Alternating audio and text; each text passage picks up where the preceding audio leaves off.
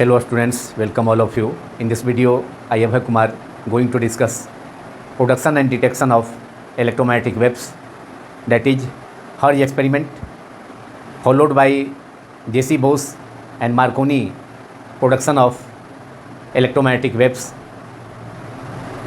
of chapter 8 electromagnetic waves for class 12 physics in lecture number 5 of this chapter. Now we have to discuss first of all Hertz experiment to produce electromagnetic waves. In 1887, a German scientist Hertz was able to produce and detect electromagnetic waves of wavelength nearly equal to 6 meter in the laboratory. The experimental setup of Hertz apparatus is shown in figure 1. Hertz apparatus consists of two large metal plates P1 and P2 made of brass.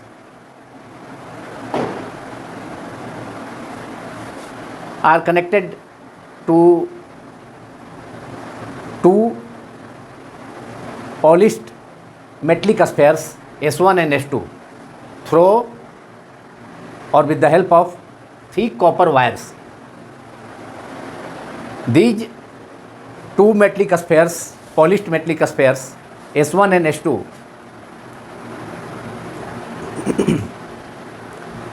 are connected to the secondary of an induction coil, that is output of the induction coil. Two polished metallic spheres S1 and S2 are connected to the secondary or output of the of an induction coil as shown in figure. When the gap between two plates P1 and P2, which acts as two parallel plates of a capacitor, the gap between two plates was taken as 60 centimeter, and area of each metal plate may be of brass or copper or zinc. Area of each of the metal plates were taken to be 40 centimeter square. A detector in form of a single loop of copper wire of radius 35 centimeter was used by Hertz to detect electromagnetic waves which were produced between the gap, that is air gap between two polished metallic spheres S1 and S2. When after starting the induction coil,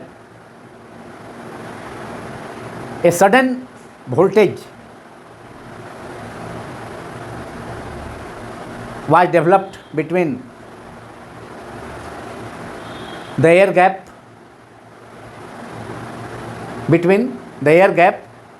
or between two polished metallic spheres. To ionize air between the gap of two metallic spheres S1 and S2. and therefore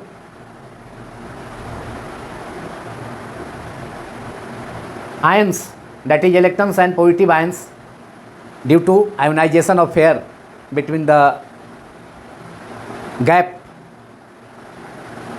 of two metallic spheres, ions were started to oscillate back and forth, that is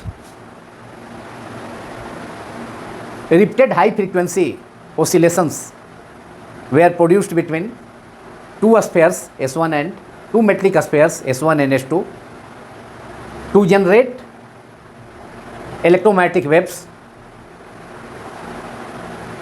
which were detected by Hertz by using the detector in form of a single copper wire loop connected to two metallic spheres, polished metallic spheres S1 dash and S2 dash. Those electromagnetic waves produced between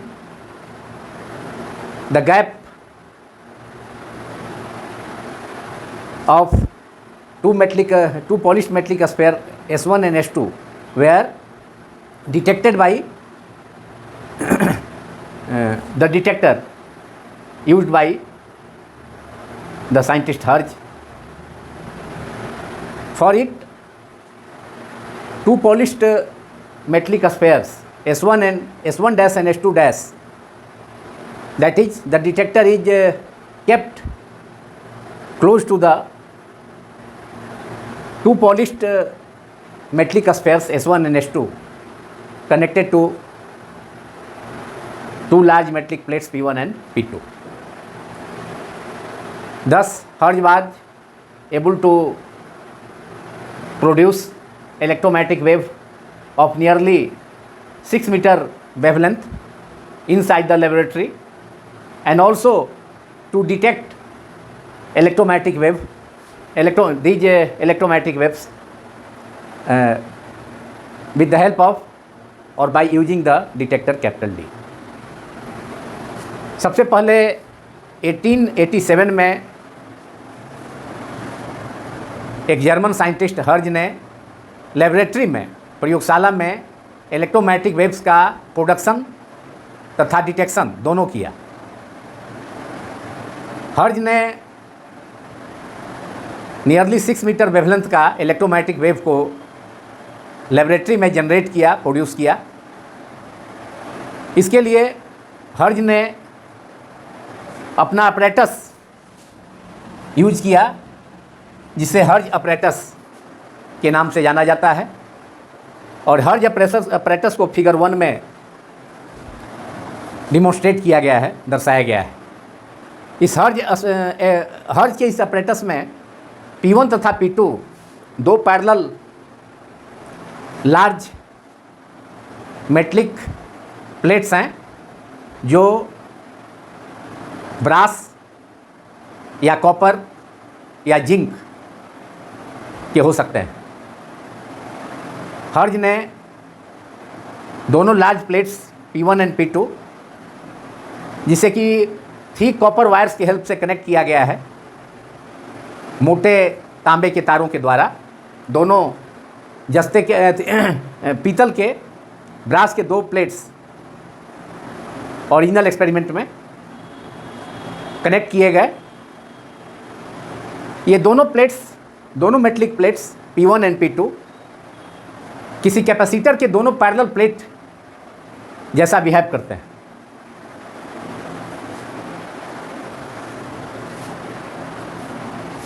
इन दोनों plate से, metallic plate से,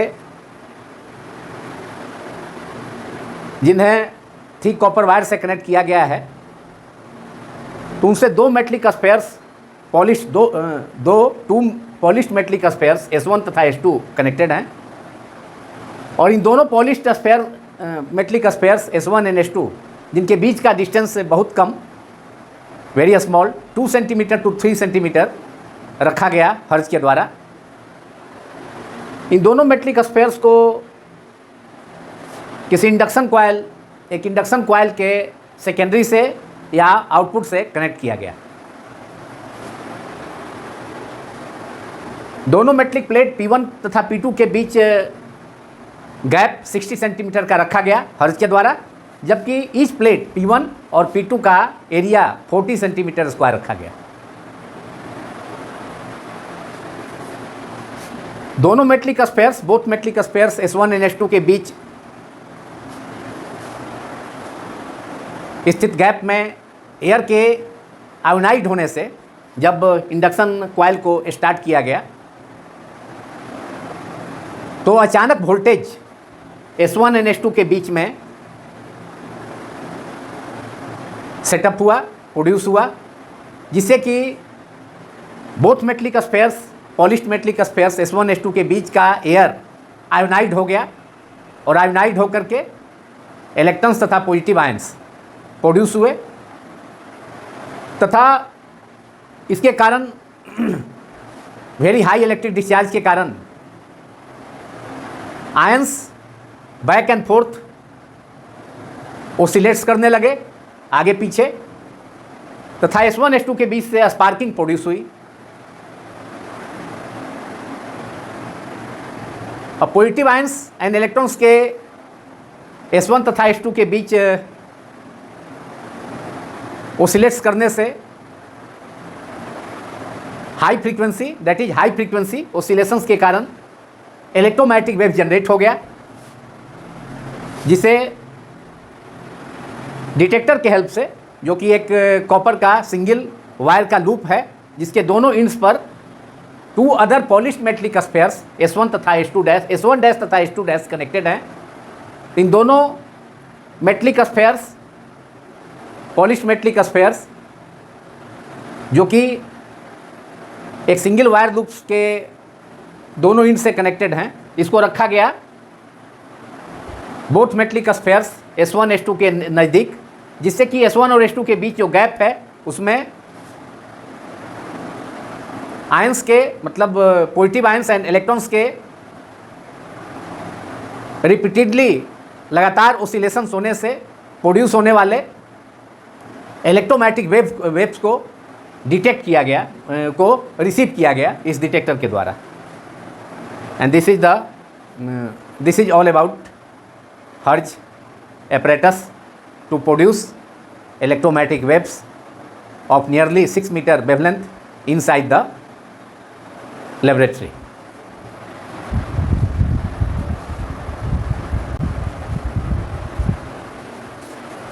Now follow up of Hertz experiment or Hertz work.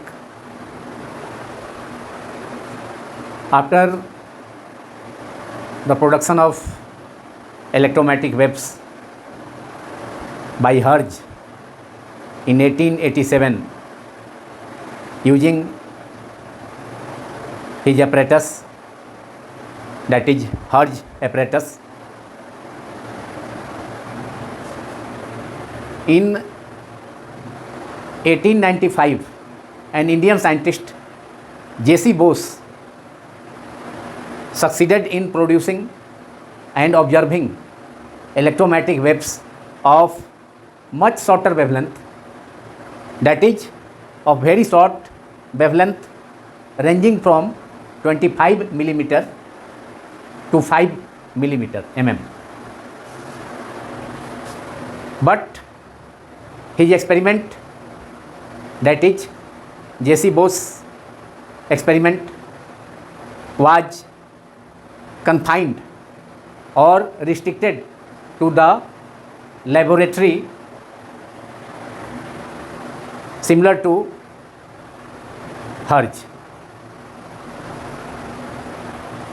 Finally, in 1896, an Italian scientist Marconi followed Hertz's work or Hertz experiment and succeeded in producing and transmitting electromagnetic waves of longer wavelength over distances of many kilometers outside the laboratory. 1887 में German वैज्ञानिक, German scientist hertz के द्वारा laboratory के अंदर nearly 6 metre wavelength का electromagnetic waves अपने apparatus के द्वारा प्रोड्यूस करने तथा डिटेक्शन के बाद 1895 में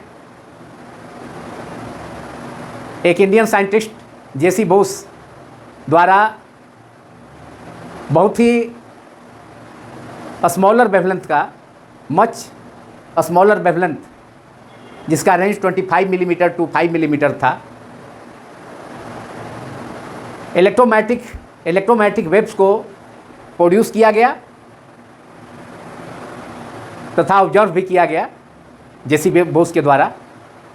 लेकिन जेसी बोस के एक्सपेरिमेंट के द्वारा प्रोड्यूस किया गया इलेक्ट्रोमैग्नेटिक वेव्स भी हर्ट्ज द्वारा प्रोड्यूस किए गए इलेक्ट्रोमैग्नेटिक वेव्स के समान प्रयोगशाला लेबोरेटरी तक ही कन्फाइंड था, रिस्ट्रिक्टेड था, प्रयोगशाला तक ही सीमित था। अंत में 1896 में इटली के वैज्ञानिक मार्कोनी ने हर्ट्ज अपरेटस का यूज कर या हर्ट्ज के वर्क को फॉलो करते हुए इलेक्ट्रोमैग्नेटिक वेव्स का प्रोडक्शन किया तथा उसे ट्रांसमिट भी किया कुछ किलोमीटर के डिस्टेंसेस तक, ओवर मेनी किलोमीटर, कुछ किलोमीटर के डिस्टेंसेस तक इलेक्ट्रोमैग्नेटिक वेव्स को ट्रांसमिट किया गया मार्कोनी के द्वारा। तो इस प्रकार आउटसाइड द लेबोरेटरी, प्रयोगशाला के बाहर, मार्कोनी द्वारा इलेक्ट्रोमैग्नेटिक वेव्स का जनरेशन कर प्रोडक्शन कर ट्रांसमिट भी किया गया तथा मार्कोनी का यह एक्सपेरिमेंट कॉमर्शियल बेसिस पर इलेक्ट्रोमैग्नेटिक वेव्स का यूज कर वायरलेस कम्युनिकेशन का आधार बेस बना। दैट इज मार्कोनी का एक्सपेरिमेंट के द्वारा इलेक्ट्रोमैग्नेटिक वेव्स का जनरेशन फील्ड ऑफ कम्युनिकेशन के क्षेत्र में रिवॉल्यूशन ला दिया, क्रांति ला दिया। Now this video is concluded. अब वीडियो यह पूरा होता है जिसमें हम लोगों ने आज डिस्कस किया क्लास 12 फिजिक्स का चैप्टर 8 इलेक्ट्रोमैग्नेटिक वेव्स में इलेक्ट्रोमैग्नेटिक वेव्स का production, observation and detection and transmission of electromagnetic waves by Marconi. लेकिन अंत में मैं आप सभी स्टूडेंट्स को एक इम्पॉर्टेंट इन्फॉर्मेशन देना चाहता हूं कि क्लास 12 फिजिक्स के स्टूडेंट्स या क्लास 11 के स्टूडेंट्स हिंदी तथा इंग्लिश मीडियम में all chapters book 1 and book 2 के किसी भी टॉपिक के वीडियो को मेरे YouTube channel physics quantum classes के प्लेलिस्ट्स से सर्च कर वॉच कर सकते हैं। मैंने अपने यूट्यूब चैनल में ऑल चैप्टर्स के हिंदी तथा इंग्लिश मीडियम में अलग अलग प्लेलिस्ट को बना रखा है। आप सभी स्टूडेंट्स की सुविधा के लिए, जिससे कि किसी भी चैप्टर के किसी भी टॉपिक के वीडियो को सर्च करने में सुविधा हो। इसके अलावा एनसीईआरटी टेक्स्ट बुक के सॉल्यूशंस का भी अलग से प्लेलिस्ट्स बनाया गया है मेरे यूट्यूब चैनल में, जिसे आप यूट्यूब में सर्च कर प्रॉब्लम्स को, किसी भी चैप्टर के प्रॉब्लम्स को के सॉल्यूशंस को अलग से वॉच कर सकते हैं। इसके अलावा concepts of physics book that is part 1 and part 2 books के कुछ चैप्टर्स के प्रॉब्लम्स का सॉल्यूशन, कंप्लीट सॉल्यूशंस भी मेरे द्वारा किया गया है, जिसके प्लेलिस्ट्स अलग हैं, मेरे यूट्यूब चैनल में उपलब्ध हैं। उसे सर्च कर आप कॉन्सेप्ट्स ऑफ फिजिक्स बुक के प्रॉब्लम्स का सॉल्यूशंस को वॉच कर सकते हैं। इसके अलावा graduation BSc part 1 physics, BSc part 2 physics, BSc part 3 physics, BSc part 1 तथा पार्ट 2 में फिजिक्स ऑनर्स, फिजिक्स जनरल तथा फिजिक्स सब्सिडियरी कोर्सेस, तथा बीएससी पार्ट 3 में फिजिक्स ऑनर्स तथा फिजिक्स जनरल कोर्सेस के वीडियोज के बुक वाइज अलग से अलग अलग प्लेलिस्ट्स बनाए गए हैं, जिन्हें YouTube channel physics quantum classes में सर्च कर आप वॉच कर सकते हैं। क्लास 10 का भी एक चैप्टर लाइट रिफ्लेक्शन तथा रिफ्रैक्शन के भी पूरे चैप्टर के वीडियोज का भी मेरे YouTube channel physics quantum classes में अलग से प्लेलिस्ट है, जिसे क्लास 10 के स्टूडेंट्स भी सर्च कर वॉच कर सकते हैं। तो यह एक बहुत ही महत्वपूर्ण, वेरी इम्पॉर्टेंट सूचना, इन्फॉर्मेशन आप सभी स्टूडेंट्स की सुविधा के लिए मेरे द्वारा दी गई। Thanks all of you for watching my YouTube channel. Thank you very much.